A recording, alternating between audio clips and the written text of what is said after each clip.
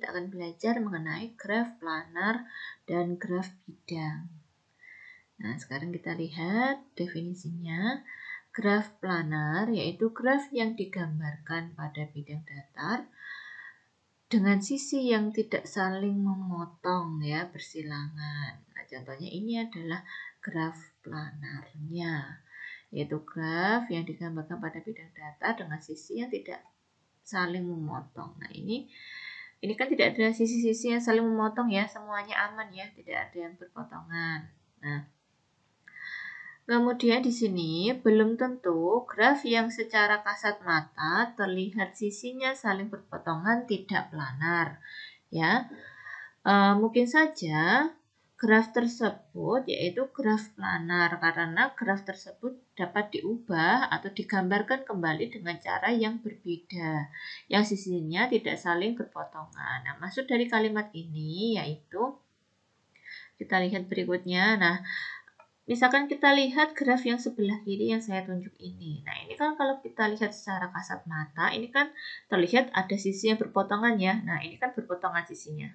Nah, ternyata bentuk graf ini bisa kita ubah ya, bisa kita ubah menjadi bentuk yang sebelah kanan ini ya. Jadi sisi ini yang saya tunjuk, saya ubah, saya buat di luar dari sisi lainnya. Nah, ini juga disebut graf planar. Jadi yang graf kiri ini juga merupakan graf planar ya, karena kita bisa mengubahnya atau menggambarkan kembali menjadi graf yang sisi-sisinya tidak berpotongan ya, contohnya seperti ini. Kemudian diubah menjadi seperti yang sebelah kanan. Jadi graf yang kiri ini juga termasuk sebagai graf planar. Nah, kemudian yang contoh bukan graf planar itu apa? Nah, dilihat ini adalah graf K5 ya, terdiri dari 5 simpul dan semua dan ini adalah graf lengkap ya. Jadi ada sisi yang menghubungkan untuk setiap masing-masing setiap pasangan simpulnya. Nah, bentuk graf ini ya, graf yang sebelah kiri ini, kalau kita ubah ya, kita bentuk sedemikian rupa akan tetap menghasilkan sisi yang saling berpotongan. Nah, misalkan kita ubah menjadi seperti ini ya. Nah, ini tetap saja akan ada yang berpotongan. Mau diubah sebagaimanapun bentuknya. Nah, di sini ini contohnya berpotongan kan ada. Jadi ini tidak graf planar ya, bukan graf planar. Kemudian, nah, graf planar juga kita temui di contoh soal tentang utilitas ya. Masih ingat yang utilitas ada 3 rumah, kemudian ada utilitas air, gas, listrik ya. Terdapat 3 buah rumah, yaitu rumah H1, H2, H3, dan utilitas air ya atau W, gas atau G, dan listrik atau E, yang dihubungkan dengan pipa dan kabel seperti graf di bawah ini. Nah, ini rumahnya ya, rumah H1, H2, H3, ini air, ini gas, ini listrik, semuanya berhubungan. Nah, apakah memungkinkan membangun jaringan utilitas sehingga tidak ada pipa dan kabel yang berpotongan agar tidak timbul masalah? Nah, apakah ini memungkinkan ya? Pipa-pipa ini ya atau kabel-kabel ini tidak berpotongan kan nanti takutnya akan menimbulkan konslet dan sebagainya. Nah, apakah memungkinkan kalau bentuknya seperti ini? Nah, sekarang kita lihat penjelasannya ya. Nah, untuk itu, untuk dapat menjawab, kita harus membuktikan graf tersebut planar atau tidak. Nah, ternyata setelah kita gambar ulang, nah di sini kita tidak mungkin menggambar sisi yang tidak saling berpotongan. Ya, bagaimanapun kita coba pasti akan tetap ada yang berpotongan. Nah, ini ya, letak perpotongannya bisa saya tunjukkan di sini. Nah, ini sebagaimanapun keras kita berusaha untuk membuat graf ini ya, mengubah graf ini, maka pasti akan tetap ada sisi-sisi yang berpotongan. Sehingga persoalan utilitas ini tidak planar, sehingga tidak mungkin kita membuat kabel atau pipa yang tidak berpotongan gitu. Nah, ini masih juga contoh soal ya, masih tentang graf planar. Nah, gambarkan graf planar pada gambar di bawah ini sehingga tidak ada sisi-sisi yang berpotongan. Nah, kira-kira bagaimana? Ini bisa enggak? Nah, sekarang kita lihat. Nah, ini ya. Nah, yang satu ini ditaruh di bawah ya, titik ini taruh di bawah jadi ini. Kemudian titik yang ini tetap, kemudian otomatis sisi ini ya, karena ini titik ini kita pindah ke bawah, berarti sisi ini arahnya ke bawah sehingga tidak ada yang berpotongan sisinya ya, sehingga graf ini dinamakan dengan graf planar. Nah, sekarang ada yang namanya graf bidang. Graf bidang adalah representasi penyajian graf planar yang digambarkan dengan sisi-sisi yang tidak saling berpotongan.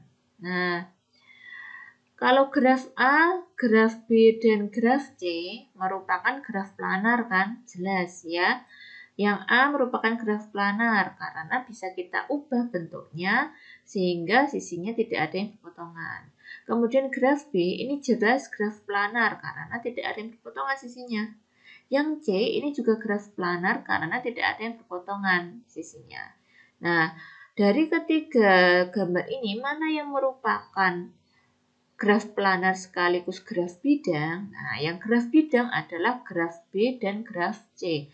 Karena dalam representasinya tidak ada yang berpotongan. Tetapi yang A ini bukan namanya graf bidang, gitu ya. Jadi kalau contoh sebelumnya, yang sebelah kiri namanya graf planar, sebelah kanan pun juga namanya graf planar, tetapi yang graf bidang hanya yang sebelah kanan. Gitu ya bedanya. Kalau graf planar adalah kalau graf bidang adalah representasi dari graf planar yang digambarkan dengan sudah tidak ada sisi yang berpotongan. Itu kalau graf bidang ya. Nah, untuk selanjutnya nanti kita tetap menggunakan istilah graf planar ya untuk memudahkan, baik untuk graf yang dapat digambar ulang pada bidang datar tanpa ada sisi-sisi yang berpotongan maupun graf yang memang sudah tergambar tanpa sisi yang berpotongan. Nah, untuk selanjutnya penamaannya kita namakan graf planar saja nanti untuk mempermudah dalam pembelajaran ya. Nah, di sini pada sisi-sisi pada graf bidang membagi bidang datar menjadi beberapa wilayah atau muka. Jumlah wilayah pada graf bidang dapat dihitung dengan mudah. Nah,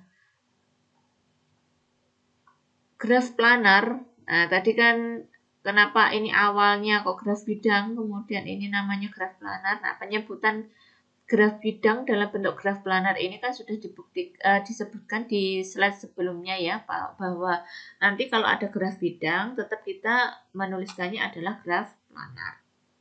Nah, graf planar sebelah kiri ini ya, mari kita hitung wajahnya. Wajahnya yaitu sisinya, bukan sisinya ya, tapi wilayahnya. Jadi gini, ini wilayah 1 ya, R1. Yaitu wilayah yang dibatasi oleh sisi-sisi. R2, R3, R4, R5, dan R6 itu adalah wilayah yang berada di luar dari graf ini. Jadi jumlahnya ada 6 wilayah untuk gambar ini. Nah, ternyata untuk mencari banyak wilayah pada graf planar sederhana, kita bisa menggunakan rumus Euler namanya ya. Nah, ini rumus Eulernya adalah N min E plus F sama dengan 2. N itu banyaknya simpul, E itu sisi, F itu wilayahnya. Jadi, kalau diketahui sebuah graf planar sederhana ya, kemudian diketahui banyak simpulnya, banyak sisinya, jadi kita bisa langsung mencari wilayahnya. Jadi, F sama dengan E min N atau banyaknya sisi dikurangi banyaknya simpul, kemudian ditambah 2. Nah, perlu diperhatikan di sini graf planar sederhana ya. Jadi graf planar yang di dalamnya tidak ada sisi ganda maupun sisi gelang gitu. Nah, pada contoh tadi ya, kita lihat di sini simpulnya ada 1, 2, 3, 4, 5, 6, 7. Ada berapa ya ini? 1, 2, 3, 4, 5, 6, 7 ya simpulnya. Kemudian sisinya adalah 1, 2, 3, 4, 5, 6, 7, 8, 9, 10, 11. Jadi kita masukkan rumusnya F sama dengan 11 dikurangi 7 yaitu 4, 4 tambah 2 yaitu 6. Sesuai ya. Nah, sekarang kita lihat ini masih tentang rumus Euler. Nah, misalkan graf sederhana planar terhubung memiliki 24 buah simpul. Masing-masing simpul berderajat 4. Nah, representasi planar dari graf tersebut membagi bidang datar menjadi sejumlah wilayah. Berapa banyak wilayah terbentuk? Nah, contoh 2 ini yang diketahui adalah banyaknya simpul dan banyaknya derajat masing-masing simpul. Padahal tadi untuk mencari banyaknya wilayah, kita kan harus tahu banyaknya simpul dan banyaknya sisi, ya kan? Nah, di sini ternyata yang diketahui adalah banyaknya simpul dan derajat masing-masing simpul. Nah, sekarang kita lihat. Nah, ini N-nya 24 ya. Nah, kemudian derajat seluruh simpul adalah 24 kali 4, yaitu 96. Nah, kita kan harus mencari sisinya, ya kan? Menurut lema jabat tangan, jumlah derajat sama dengan 2 kali jumlah sisi.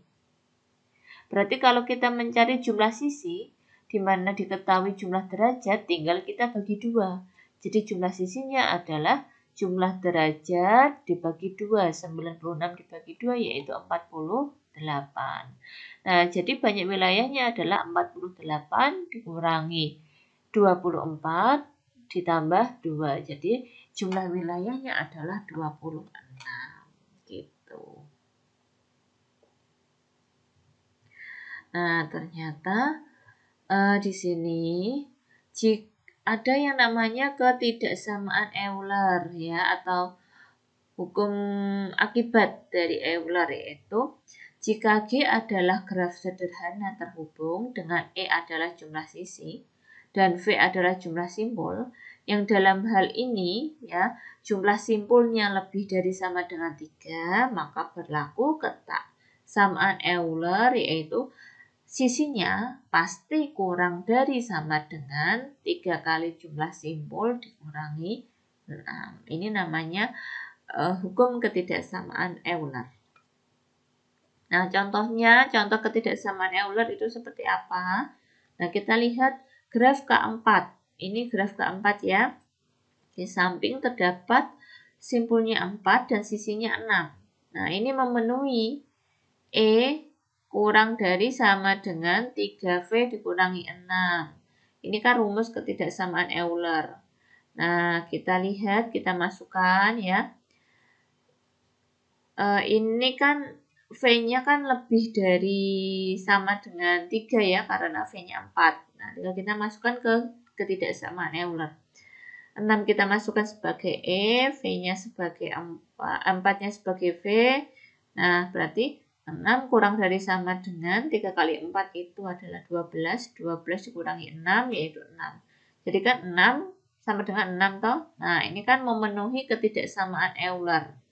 Jadi graf K4 ini adalah graf planar. Jadi ketidaksamaan Euler ini bisa kita gunakan untuk menentukan graf tersebut planar atau tidak, di mana ini syaratnya adalah jumlah simpulnya harus lebih dari sama dengan 3. Kemudian kita masukkan ini ke ketidaksamaan Euler. Kalau memenuhi berarti dia merupakan graf planar. Contohnya adalah graf K4 ini.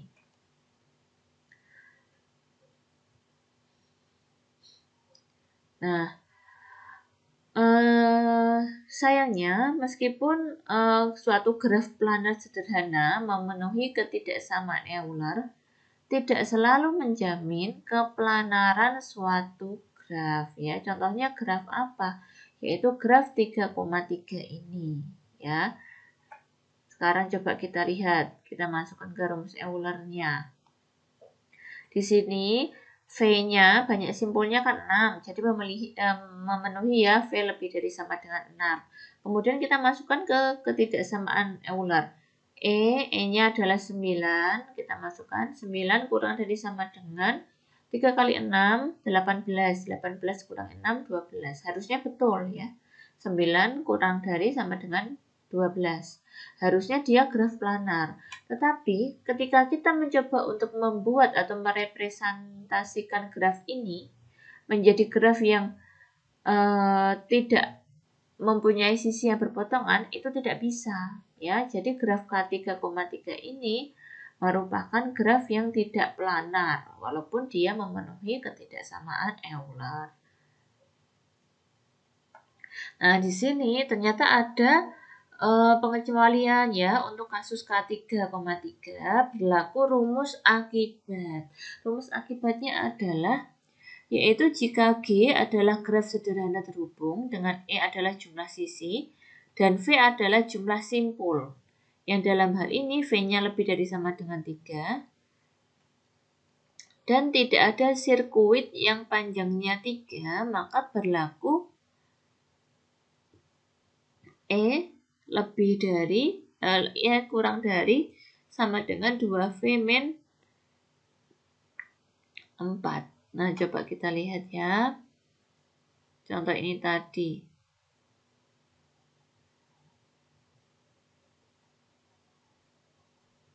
Nah, coba lihat. Sirkuit itu kan tidak boleh ada yang 3 di sini. Tidak ada sirkuit yang panjangnya 3. Nah, coba kalau kita misalkan titik ini ya, kita hubungkan dengan titik bawahnya, itu sirkuitnya hanya 1. Kalau titik ke sampingnya, sirkuitnya hanya 2. 1, 2. Kalau titik yang bawah ini, yang tengah bawah ini juga hanya ada satu sirkuit saja. Kemudian titik yang kiri atas kita hubungkan dengan titik kanan atas, juga hasilnya hanya 2 sirkuit. 1, 2, ya kan? Kemudian dari titik kiri yang atas kita cari sirkuitnya ke kanan bawah, juga hanya ada 1. Nah, ini kan tidak ada 2 buah pasangan simpul yang sirkuitnya sepanjang 3 atau lebih. Jadi di sini berlaku E kurang dari sama dengan 2V min 4. Nah, coba ya kita masukkan ke rumus yang ini. Contoh rumus akibat graf K3,3 tidak memenuhi ketidaksamaan ini.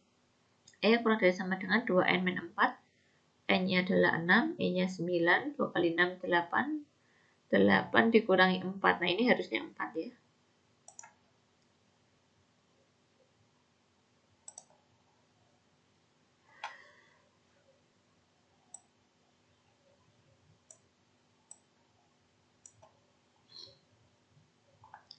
Nah, ini 9 kurang dari sama dengan 4 kan salah. Nah, ini tidak memenuhi rumus akibat, jadi graf K3,3 bukan planar. Kita lihat teorema Kuratowski. Nah, di sini ada teorema Kuratowski, yaitu sifatnya graf Kuratowski pertama, yaitu graf lengkap yang mempunyai 5 buah simpul, atau K5 adalah graf tidak planar. Nah, ini maksudnya graf lengkap itu yang bagaimana? Graf lengkap ialah graf sederhana yang mempunyai simpul, yang setiap simpulnya mempunyai sisi ke semua simpul lainnya. Nah, ini kan misalkan sebuah sisi ini ya, pasti dihubungkan dengan semua simpul lainnya. Tuh. Kemudian sifat yang kedua, yaitu graf Kuratowski kedua, yaitu graf terhubung teratur dengan 6 buah simpul dan 9 buah sisi, yaitu K3,3 seperti ini ya gambarnya, juga merupakan graf tidak planar. Maksudnya graf terhubung adalah graf di mana setiap pasang simpul U dan simpul V pada graf terdapat lintasan. Jadi maksudnya antara simpul U dan simpul V walaupun ada yang tidak mempunyai sisi secara langsung, tapi dia bisa dibuatkan lintasan sehingga dapat terhubung gitu ya. Nah, bunyi dari teorema Kuratowski yaitu graf G adalah tidak planar jika dan hanya jika ia mengandung upak graf yang isomorfik dengan K5 atau K3,3 atau homeomorfik dengan salah satu keduanya. Nah, maksudnya bagaimana ini? Kita lihat penjelasannya ya. Nah, ini adalah contohnya.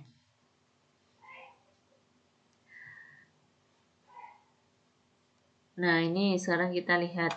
Sekarang tinjau. Oh, sebentar. Nah, ini. Bila dua graf G1 dan G2 isomorfik, ini.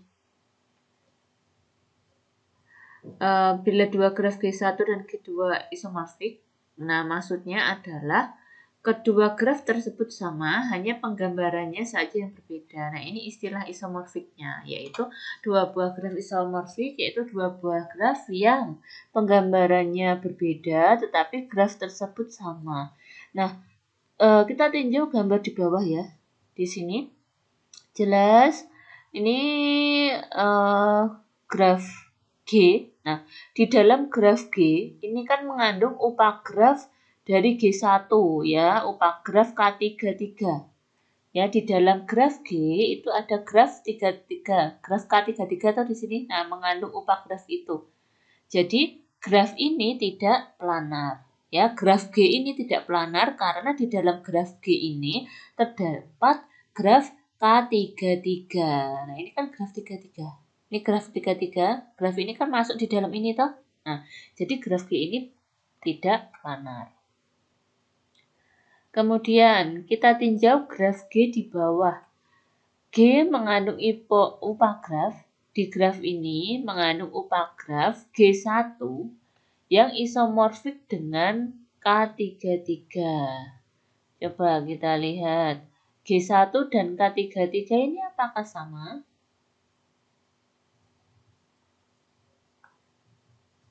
Coba ya, kita lihat ya. Coba kita lihat apakah dia sama. A dihubungkan dengan C, G, dan F. B dihubungkan dengan C, G, F. D dihubungkan dengan C, G, F ya, betul. Ini di dalam graf G ini mengandung upak graf G1. Jadi graf G1 ini kan masuk ke graf G. Padahal graf G1 ini isomorfik dengan graf K33. Otomatis graf G ini tidak planar gitu. Nah, di sini dua graf G1 dan G2 ini harusnya G besar ya. Dua graf G1 dan G2 dikatakan homeomorfik jika salah satu dari kedua graf dapat diperoleh dari graf yang lain dengan cara menyisipkan dan atau membuang secara berulang-ulang simpul berderajat 2. Nah, ini yang perlu digarisbawahi ya. Simpul berderajat 2. Nah, contohnya bagaimana? Graf G1 homeomorfik dengan graf G2. Kenapa? Karena graf G1 ya dan G2, graf G1 untuk menjadi graf G2 tinggal kita hilangkan ya simpul yang berderajat 2. Nah, ini kita hilangkan simpul V-nya. Otomatis ya graf G1 dan G2 ini saling homeomorfik. Kemudian graf G2 untuk menuju graf G3 tinggal kita menyisipkan simpul berderajat 2. Nah, ini simpul sisipannya adalah simpul X dan Y. Simpul X berderajat 2, simpul Y berderajat 2 kita sisipkan. Jadi graf G2 dan G3 ini saling homeomorfik. Jadi graf Kalau graf G1 untuk menuju graf G3 berarti ada 2 langkah, yaitu menghilangkan simpul berderajat 2V, kemudian kita menyisipkan simpul berderajat 2 yaitu X dan Y, sehingga G1 dapat berubah menjadi G3. Jadi pasangan G1, G2, G3 ini saling homeomorfik. Nah, ini ya. Nah, ini adalah penjelasan tadi, gitu. Kemudian selanjutnya, tinjau gambar di bawah ini. Graf G tidak planar karena ia mengandung upagraf G1 yang homeomorfik dengan K5.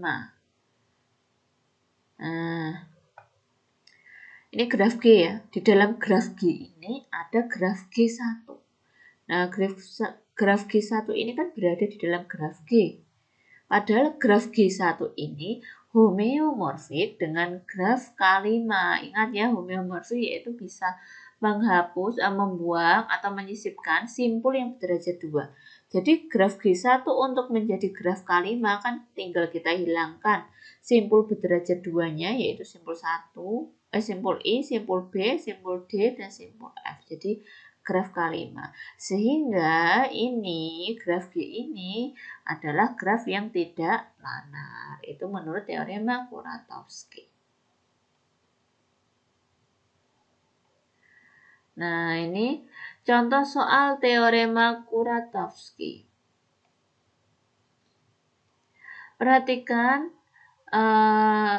Perlihatkan dengan teorema Kuratowski bahwa graf Petersen tidak planar. Nah, ini adalah graf Petersen ya. Coba kita akan melihatkan menggunakan teorema Kuratowski bahwa graf Petersen tidak planar. Langkah pertama yaitu dari graf Petersen di atas, buatlah sebuah upagrafnya. Nah, misalkan G1 seperti pada gambar di bawah ini. Jelas ya, graf G1 ini adalah graf atau upagraf dari graf Petersen yang atas ini ya. Ini yang dihilangkan atau yang menjadi bagiannya adalah yang graf G1 ini. Oke, graf G1 ini adalah graf upagraf dari graf Petersen. Kemudian dengan membuang simpul-simpul berderajat 2 dari G1, maka akan didapatkan G2 yang homeomorfik dengan G1. Nah, dari graf G1 ini kita hilangkan yang berderajat 2. Yang berderajat 2 adalah simpul 7, ya, simpul 8, dan simpul 9. Kita hilangkan, ya, sehingga bentuknya menjadi seperti ini. Nah, coba kita lihat.